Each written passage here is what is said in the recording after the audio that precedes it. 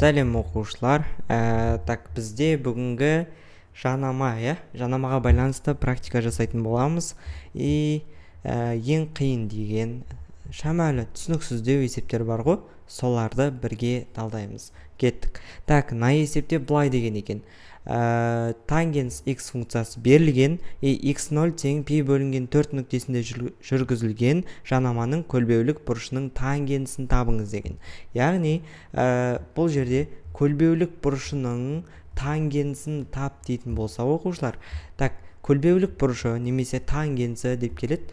Яғни, туынды аламыз. Бізде бірінші жанаманың теңдеуін жазып қойықшы. F от x тең деп қойық. F от x0 штрих, яғни туынды алып x0 қоямыз. X минус x0, хорошо, плюс f от x0. Яғни бұл жанаманың теңдеуі. Енді бұл жердегі көлбеулік бұрыш тангенсі дейтін ол міне. Қазір көкпен белгілеп қоям, әдемілеп. Соны жақсылап сақтап алайық. Мынау бізде, мынау көлбеулік бұрыш тангенсін тап деген сияқты келетін болса, міне осын тап деген ғой. Қараңыздар. Бірінші туынды аламыз. x0-ның орнына пи бөлінген 4-ті қоя саламыз. Яғни, тангенс x-ның туындысы қандай еді? Қателеспесем, f от штрих x деп қойық. Пока x0 қоймаймыз. Минус емес 1 бөлінген косинус квадрат x. Енді біз x0-ның орнына пи бөлінген 4-ті қоямыз. Яғни, міне, берілгенде x0 тең пи бөлі 4 деп тұр. Яғни, пи бөлінген 4, 1 бөлінген косинус квадрат пи бөлінген 4. Енді, бұдан шығатын қорытынды қараңыздар. Косинус қандай то есть, косинус 45-те түбірасты 2 бөлу 2 тең ғой. Сонда 1 бөлінген түбірасты 2 бөлінген 2-ның квадраты болады. Нау квадрат астында 2 болады. Нау 2 квадратты алып төбеге кетеді қошым. Сонда 4 бөлінген түбірасты 2-ның квадраты 2. 4-ті 2-ге бөлсек 2-ге тең. Сонда тангенсі, көлбеулік бұрышының тангенсі 2-ге тең. Жауабы деймізді 2 деп қоямыз. Болды, есеп шықты. Келесі. Косинус x плюс 3 функциясы берілген x0 тең минус 3 нүктесінде жүргізілген жанаманың көлбеулік бұрышының тангенсін тура жанағыдай. Бірінші туынды аламыз. Бірінші туындысы f от штрих x тең дейміз. Косинустың туындысы минус синус. Получается, минус синус x плюс 3. Енді біз бұл күрделі функция болғандықтан x плюс 3-тен тағы да туынды аламыз. Оның туындысы 1-ге тең, какты жазылмайды. Енді x-ның орнына минус 3-ті қоя саламыз. Сонда f от штрих 3, то есть минус 3, міне, яқта минус 3-ті қой деп тұр. Тең минус синус минус 3 плюс 3. Сонда синус 0-де 0-ге тең. Жауабы 0-ге тең. Көлбеулік бұрышы және тангенсі 0-ге тең деп айтамыз. Болды. Келесі. Осындай қисығының бойынан оған жүргізілген жанама y тең x түзуіне параллель болатындай нүктені табыңыз деген. Құрметті оқушылар, сіздерге сабақта айтқан болатынмын параллельдік және перпендикуляр белгісі. Давайте тағы да жаза салайын. Бізде y тең k1x плюс v1 немесе y тең k2x плюс v2. Міне, осы екі теңдеу бір-бірімен параллель болу үшін, міне, параллель белгісі деп қойын. Параллель белгісі. K1 мен K2 бір-біріне тең болу керек. Яғни, x-тің алдында коэффициент бір-біріне тең болу керек. Ал перпендикуляр болу үшін, перпендикуляр болу үшін, К1 мен К2-ның көбейтіндісі минус 1-ге тең болу керек. Болды 2 шарт. Енді түзуіне параллель деп тұр. Енді қараңыздар оқушылар. Мынаның жанамасының теңдеуі мынау y тең x түзуіне параллель болса, бұл мынандай мағына білдіреді. Мынау y тең x мен басқа түспен жазайын. Y тең x деген функцияда мынау k1 дейтінше ол 1-ге тең болып тұр ғой. Значит, мынаның жанамасының k1-і, то есть k2-сі ол да 1-ге тең. Өйткені екеуі параллель деп тұр. Енді біз бетеміз. Ол бұрыштық коэффициент тангенсі деген нәрсе жаңағы сол k1, k2 ғой. Сонда біз мынадан туындаламыз. Яғни y-тің туындысы. Минус 2x. Міне, мынадан туындалып жатыр, и 3x-тің туындысы плюс 3, минус 2-тің туындысы 0-ге тең. Енді мына жерде x-тің орнына қандай сан қойсақ, общий 1-ге тең болады деген сөз ғой. Яғни мынау общий k2. Яғни бұрыштық коэффициенті. Осыны 1-ге теңестіріп аламыз. Сонда минус 2x тең минус 2. 3 неқа минус 2 минус 3 болып барады ғой. X тең 1. Сонда бұның x0-і 1-ге тең. Ал қараңыздар. Мынау бізге не тап деген жалпы? X, y-ті тап деген ғой, Міне, x-і 1-ге тең. Давайте басында мынау бастапқыға x-ның орнына 1-ді беріп көрейік. Y тең, минус 1-дің квадраты қосылған 3 көбейтілген 1 минус 2. Минус 1 плюс 3 минус 2. 0-ге тең. Яғни y 0-ге тең. Міне шығып тұр. 1 және де 0. Яғни x0 мен y0-ін тап деген ғой бізге. Міне, дұрыс жауабы осы. Келесі бізде осындай функция берілген. Осы графиктің ордината осымен қиылысатын нүктесінде жүргізілген жанаманың теңдеуін жазыңыз деген. Қараңыздар оқушылар, екі нәрсені ескеріңіздер. Ордината және абсцисса дейтін, абсцисса десе x осі, ал ордината десе y осыны 0-ге теңестіріп аламыз. Яғни ордината десе, міне жазып қоямын қазір. Ордината десе y тең 0 деп аламыз. Хорошо, ал абсцисса дейтін болса x тең 0 деп аламыз. Яғни x0, y0 ғой. Енді функцияның графигіне, осы графиктің ордината осымен қиылысатын нүктесіне жүргізілген жанаманың теңдеуін жазыңыз деген. Құрметті оқушылар, қараңыздар. Бізде мына жерде ордината осі дегеннен кейін оны біз не істейміз? Бірінші y тең 0 деп көреміз. Яғни x квадрат минус 2x плюс 3. Осының барлығы y емес па, и осының барлығы y болғандықтан 0-ге теңестіріп аламыз. Ал енді мына жерден не істейміз? Бетеміз. x1, x2-ні тауып аламыз ғой үшін. x минус 3 и x плюс 1. Қателеспесем, сонда 2 жауап болады. Біреуі 3-ге тең, біреуі минус 1-ге тең. Енді x0-дері 3 болады, немесе x0-і минус 1 болады. Пока что нормально келатырық деп ойлайым.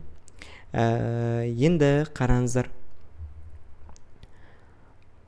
Ордината осымен қиылысатын нүктесінде жүргізілген жанаманың теңдеуін жазыңыз деген. Оқушылар, қараңыздар. Бізде x0-іміз белгілі болды ғой. Енді әрі қарай жанаманың теңдеуін жаза берсек болады. Ал кеттік. Надан туындаламыз? F от x-тен туындаламыз. X квадраттың туындысы 2x, и минус 2x-тің туындысы минус 2. Енді не өп кетті? 1 минут.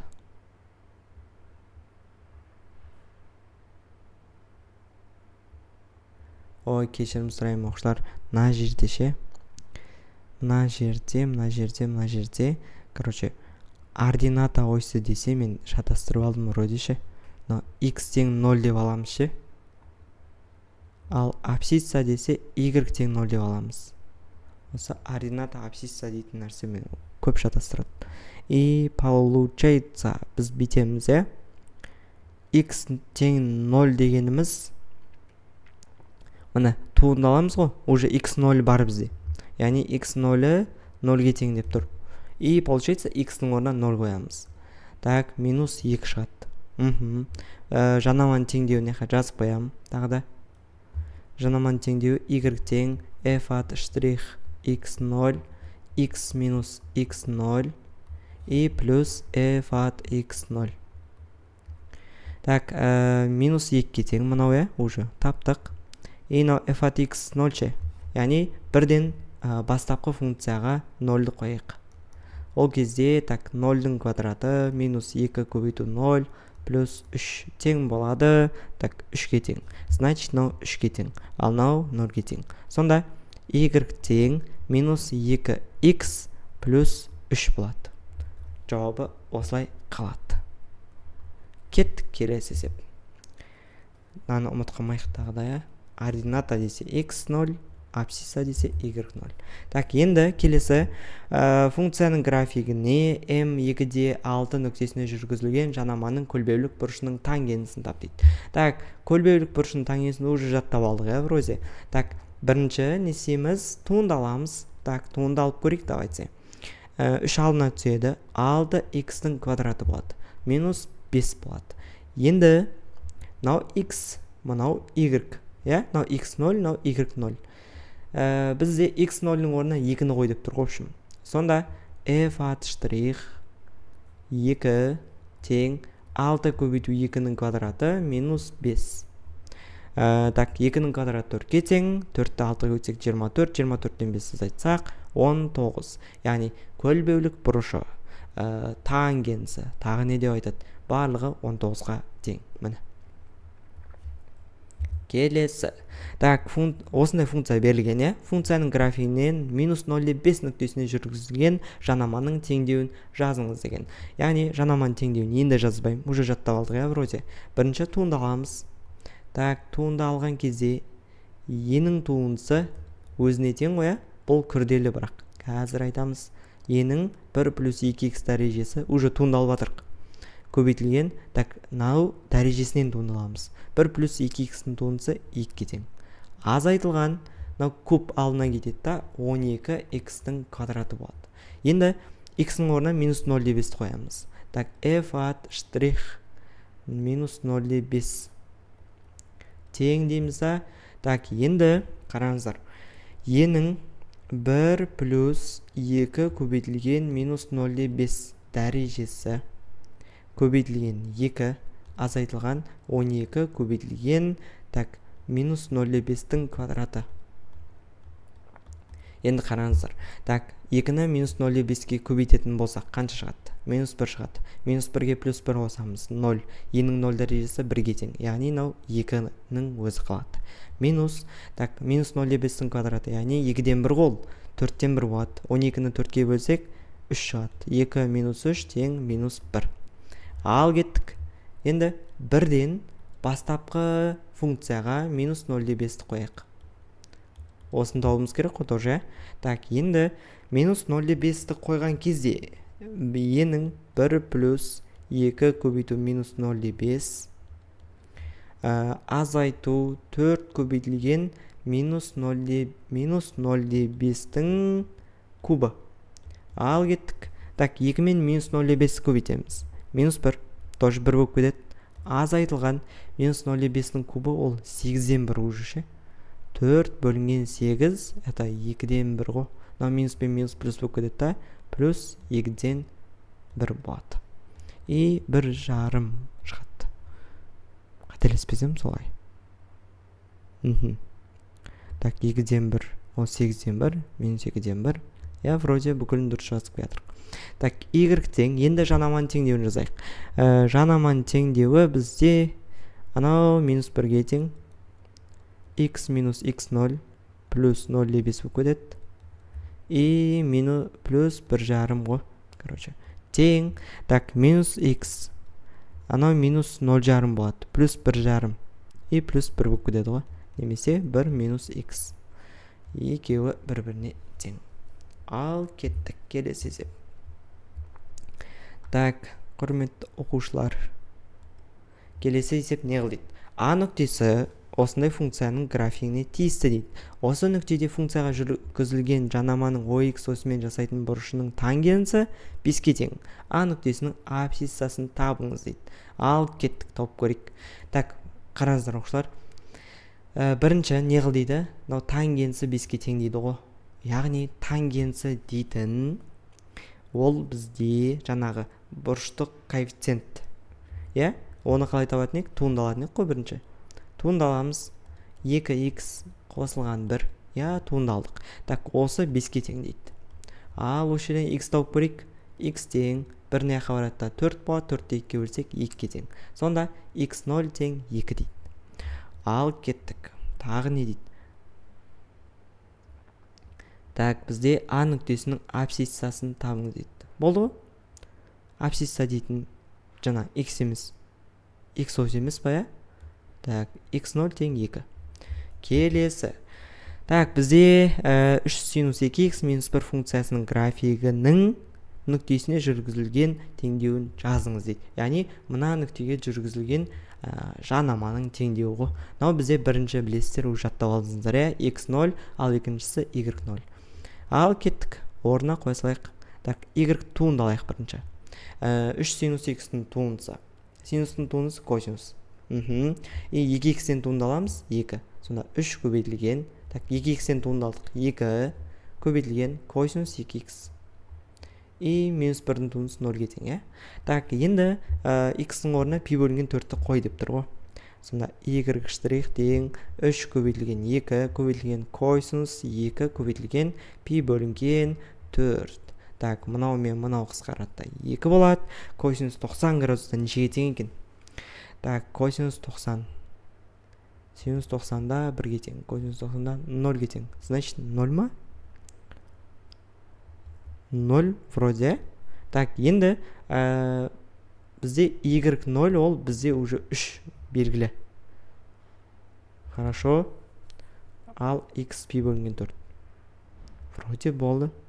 Сонда былай болады. Y тең, мына жанаманың теңдеуі. Нау туынды 0-ге тең. X минус пи бөлінген 4. И плюс 3. Y0 ғой өткені. Так, енді нау бүкілі 0-ге тең бүк өтеді. 3 қана қалады ғой. Сонда жауабы С болады. Ал кеттік. f от x функциясының графигі осындай нүктесіне жүргізілген жанаманың ox осымен жасайтын бұрышының тангенсін тап дейді. Қатты күрделендіріп жіберген сөйлемді, бірақ на самом деле оп-оңай, бағанан бері шығарып отқан есеп қой. Мынаны туындаласыздар бірінші. Так, туындысы 6х-тің квадраты минус 5. Енді мынау бірінші тұрған x0 қайталап айта берем. Екінші тұрған y0. Енді x-тің орнына 2-ні қой деп тұр ғой. 6 көбейту 2-нің квадраты. Так, 4 қоя. 24 азайту 5. 19. Бағана шығардық осы есепті вроде ше. Мына жауабы В болады екен. Келесі, осындай функцияның графигіне жүргізілген жанама қандай нүктелерде OX осымен 45 градус жасайды дейді. Яғни, оқушылар қараңыздар. Y туынды бізде бұрыштық коэффициент, тангенсі альфа еді ғой, тангенсі деген. Міне, y-тен туындаламыз, тангенсі альфаға теңестіріп береміз. Яғни, y-тің туындысы, түбірасты 2х минус 1-дің туындысы қандай? Қазір тауып аламыз. Тангенс 45-ке тең. Яғни, тангенс 45 неге тең уже? Ол 1-ге тең ғой. Сонда, туындысын алып 1-ге теңестіреміз. Сол кездегі x, y-ін таба саламыз. Яғни, туындысы қандай екен? Біз бетеміз, сәл өзімізге жеңіл қылып аламыз. 2х минус 1-дің 2-ден 1 дәрежесі деп аламыз. Енді туындысын алған кезде 2-ден 1 дәрежесі алдына түседі. И потом дәрежесінен 1-ді азайтамыз. Яғни 2-ден 1-ден 1-ді азайтсақ, минус 2-ден 1 ғой. А ол былай жазылады. 1 бөлінген түбірасты 2х минус 1 деп жазылады.